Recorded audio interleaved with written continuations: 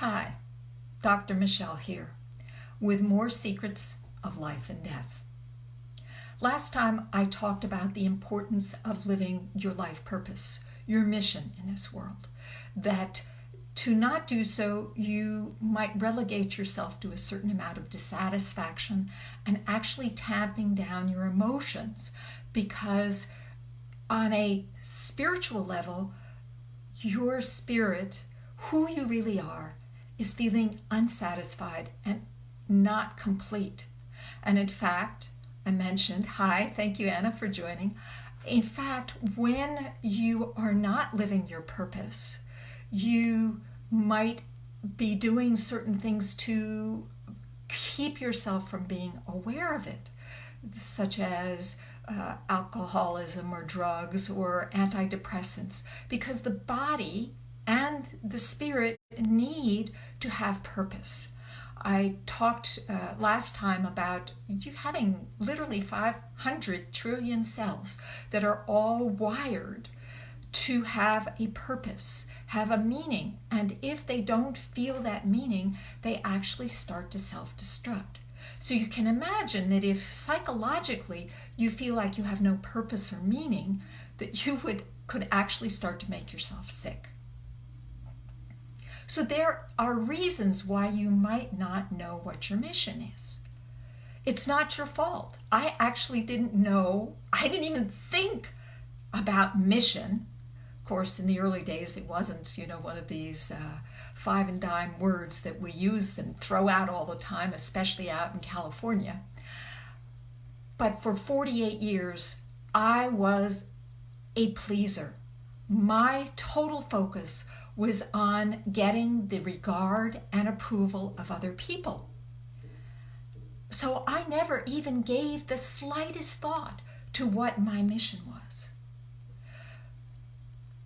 Therefore, if you have a situation similar to me, you might be feeling a little pissed off or maybe even shamed that you don't know what your purpose is, frustrated, and you're looking and you're looking and you're searching and you don't even know how to figure it out. I'm going to share with you some of the reasons why it's difficult so that you'll get a handle on what to do. So as a PhD, psychosomatic, socio-psychological analyst, I have found 4 main patterns that we as children, growing up in families that are not perfect, and there are very few of us who have perfect families, patterns that we develop. I want to give you, in contrast, the perfect family.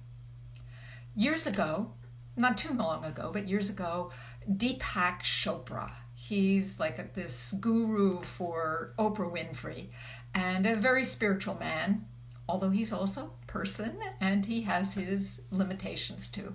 Anyway, he writes in this book, The 7 Laws of Spiritual Success. The 7 spiritual laws of success.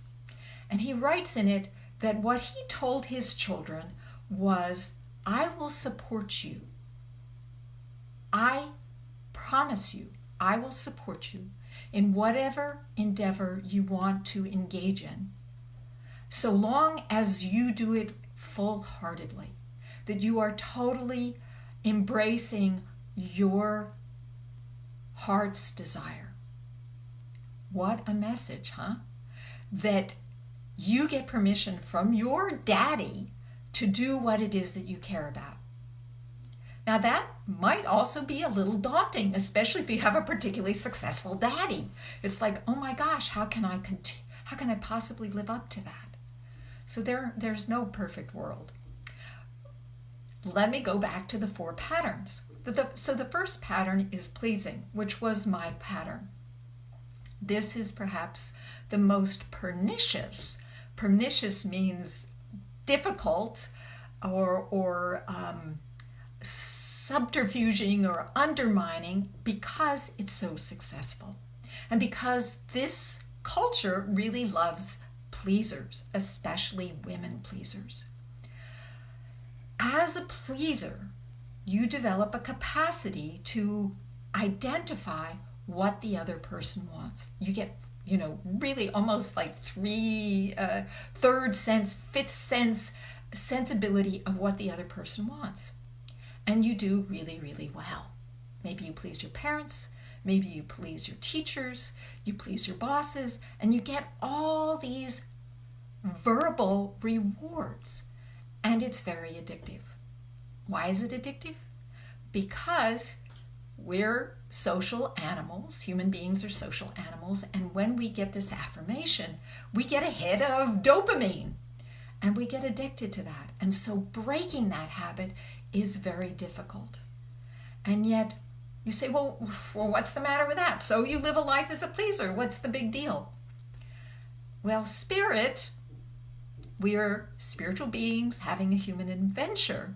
And as spirit, our spirits want us to fulfill our purpose. Our spirits have a way of nudging us. And in my own story, oh my goodness, did my spirit nudge me like crazy. First, I lost my first teaching job and I was devastated. So did I listen to the message that maybe something was wrong? No, I actually tamped myself down, made myself smaller, took jobs where I undersold my education and my intelligence. And then the next thing that happened is my husband left me for another woman. How did I interpret this? I interpreted this as don't get too big, don't get too full of yourself, make yourself smaller. And then I went off to a spiritual community where relationships and success in the world don't matter. Smaller, smaller, smaller. But my spirit kept on pushing me and kept on pushing me. So what happened? My own spiritual teacher humiliated me. I wanted to please him because that was the underlying pattern, was please. Okay, so I'm not pleasing my husband anymore. I'm not pleasing my boss. I'm going to please my teacher, my guru. And he was a Sufi teacher, a very ecstatic practice. And he was a drummer. And he had all these dancers who would dance to his drum. And I wanted to be a dancer. And I would practice and practice and practice to be one of his dancers, one of his special people, because I wanted to be special, right? I wanted to be a pleaser. So one time he had this big event and he was doing a performance and we all went up together and he wanted me to video record it because I was the video recorder. But I said, well, do you want me to dance? And he said, well, you could dance. So I dress in my costume, which is this belly dance costume with all this exposed skin in this cold auditorium, this huge auditorium. And I was freezing. And I recorded the performance for thank you for joining, almost 2 hours. And I started to give up that he was ever going to send somebody out to replace me. And I started feeling horrible, like I didn't count, like I didn't matter. And finally, after 2 hours, he sends somebody out. I'm frozen stiff, and I am so emotionally upset that I can't dance.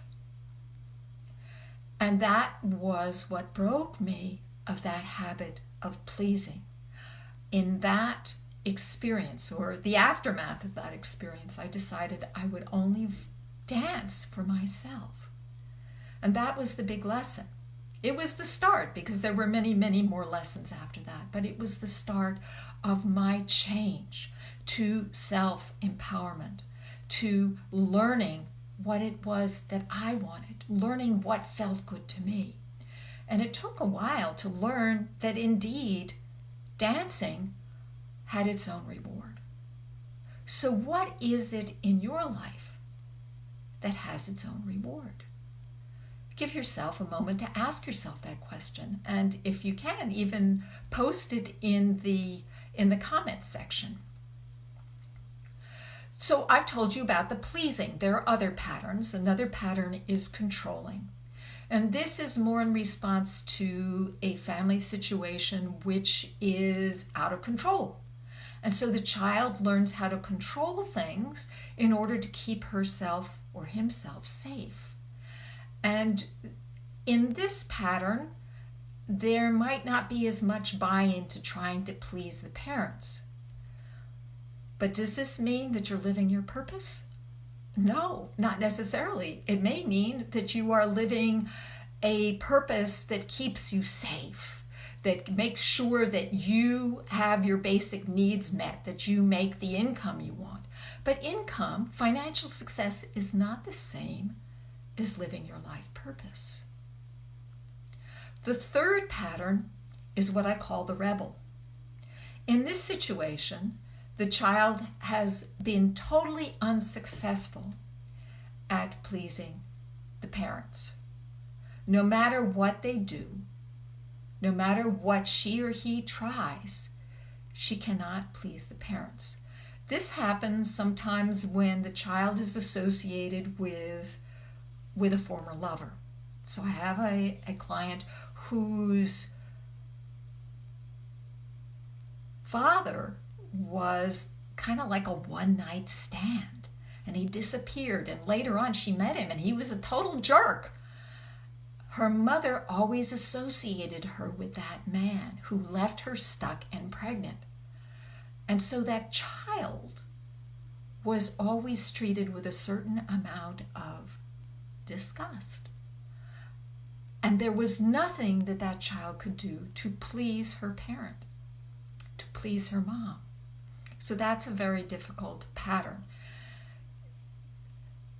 Either you become a rebel or you become a self-soother. A self-soother is somebody who engages in some kind of addictive behavior, like drinking or drugs or eating or workaholism, in which they feel good, but they aren't living their pattern, their life purpose either. Now, the rebel, like the controller, is reacting against the parents. The rebel chooses something that's sort of in the face of the parents. Like, I will show you, you don't like me, so I'm going to show you that I don't care, and that I have earned your disapproval, and I'm in control of that.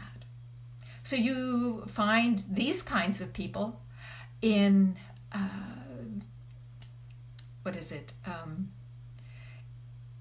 in environmental groups or in cutting edge rebellious groups, and, you know, like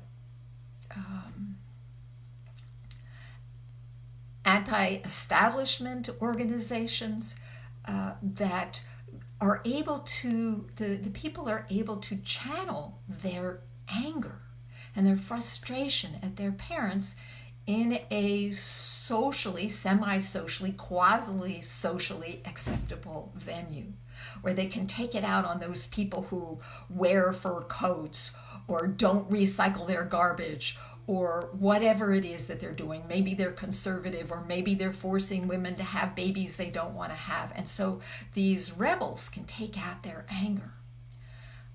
This, however, is not living your purpose. All of these patterns are reactive. They're all sending your energy out into the world in response to how the world treated you. Life purpose comes from the inside out. It comes from the heart. It comes from our connection to spirit. So it takes getting past all those patterns and those behaviors, learning to transcend them so that you can actually receive messages and guidance from Source. Now, I studied with a Sufi master, a spiritual teacher. Actually, I've been doing it for over 30 years. It's not enough. You can get into what's called a spiritual bypass, in which you feel great as long as you're in the spiritual community. But then when you go out into the world, you fall back into the same pattern. I have discovered that you actually need to do the work in order to step into your life purpose. Because here's the thing. When you take action, you need a certain amount of support for your behavior. You can't help it. We're human beings. Human beings need social support. It's wired into our system. And if we don't receive that support, if we don't receive that encouragement, it's a lonely path. We shine. We feel worthy and worthwhile when we get affirmation. So how do you balance this? And how do you know when you're just pleasing and when you are actually living your purpose? Well, that's one of the things that I teach my clients, is how to learn to listen to your heart, how to connect with your source. If you would like to know more about that, please connect with me. There's a link over in the comment section where you can schedule a 15, 20-minute conversation with me and find out how I work and what you need to do to transform your life.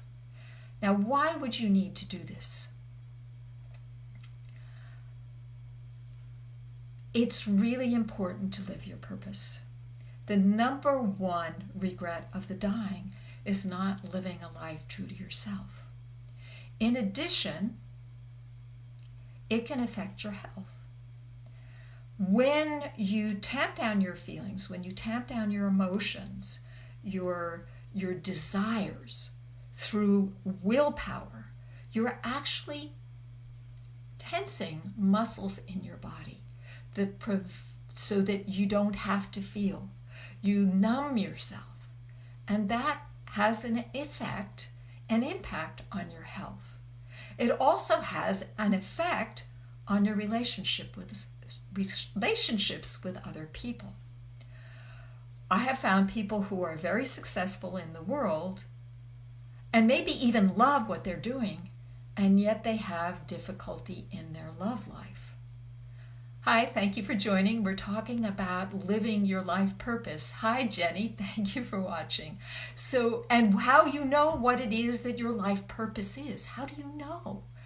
Especially if you've spent all your life sending your energy out into the world in order to receive appreciation or acknowledgement from the world.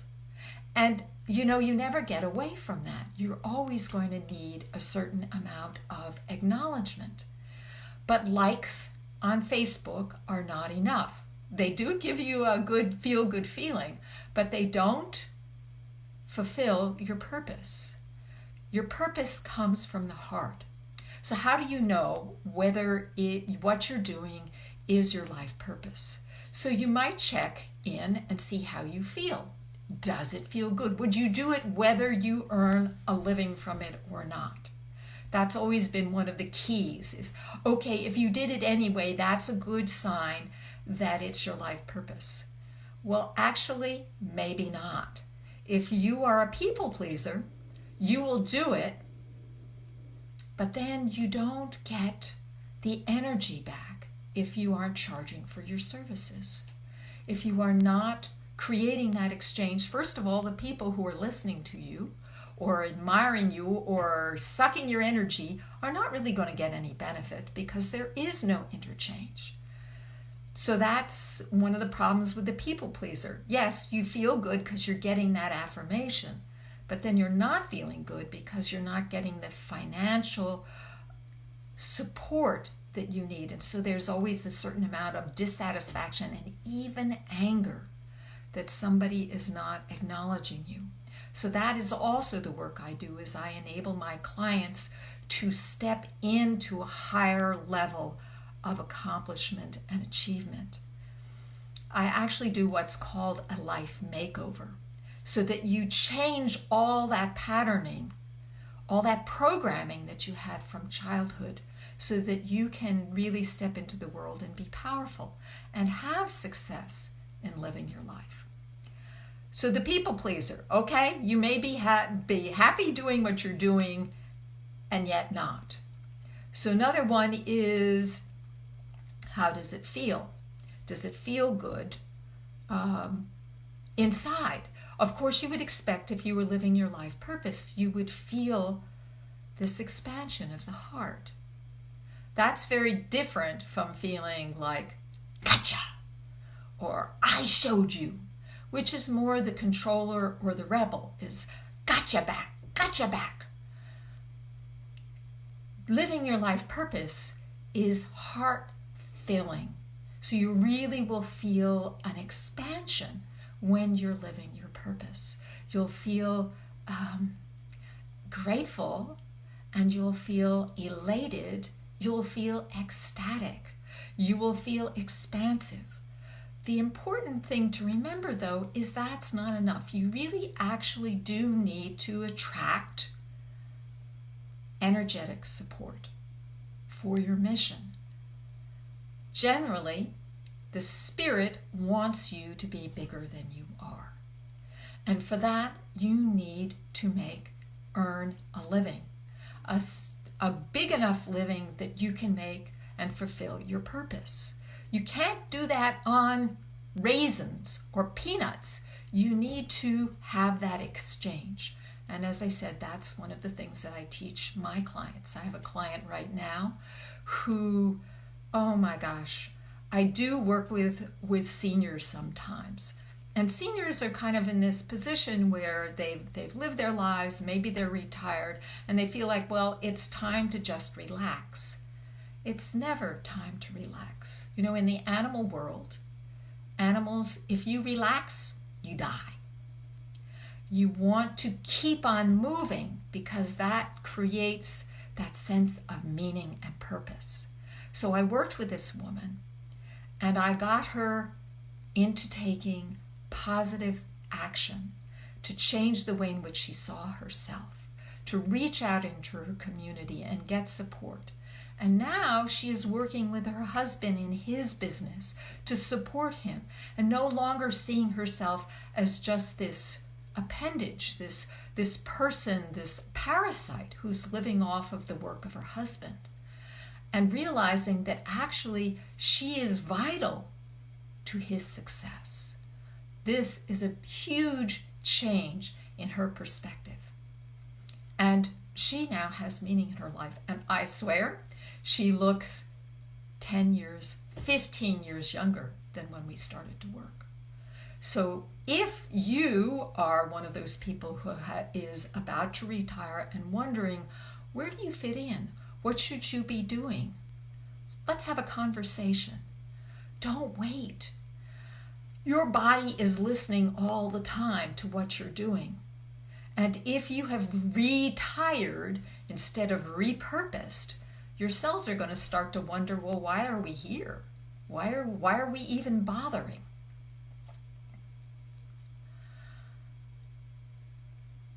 So what are you going to do now? What is your life purpose? How do you know what your life purpose is? Well, have a conversation with me. I can teach you an awesome way to find out. I spoke, one of my clients came to me, and she had had a divorce from her husband, and after, pulling herself up out of, like that deep depression and despair, she started working on herself. And she came to me and she said, well, I have no idea what my life purpose is. And in 10 minutes, she knew exactly what she needed to do. And of course, she had all sorts of reasons for why she couldn't do it. But when the heart speaks, you need to listen. So if you would like to know how I did that, please have a conversation with me. When you live your life purpose, you actually get younger. You actually have more vitality and energy. I'm telling you this because it happened to me. As I stepped more into my purpose, I got younger every year. These cells are capable, in our body, are capable of rejuvenating us year after year. It's our own thoughts, it's our own beliefs, it's our own behavior that makes us age. You don't have to. You can change your life. You can live your life vitally. I used to think that how I wanted to die was to maybe, get one of those life-threatening illnesses where I had a little time to say goodbye to my family. But and I used to kind of like make fun of those people who said, well, I would like to die in my sleep. Well, I have changed my mind. What I invite is that you live your life fully every moment. That you let your loved ones know that you love them every moment. That you clean up the unfinished business in your life. And then your reward just might be dying in your sleep. And if the people in your life feel loved and supported by you, yes, they will grieve you. But if you have always given them the message that this is the way you want to go, and that you hope that they will celebrate your life, that sounds like a great, great solution to me. Do we need to be sick? No, we don't. We shuck off these bodies when it's time to step out of this world. So live your mission, live your purpose. Post in the comments what you think your purpose is, why you think you're here. And think deeply, how does it make you feel when you say this is your purpose? What do you think about? What action do you need to take next? What support do you need to get you there? And if you were to take that vision and multiply it 100 times, what would it be? That's it for today. I hope you enjoyed our conversation. Be brilliant and bye for now.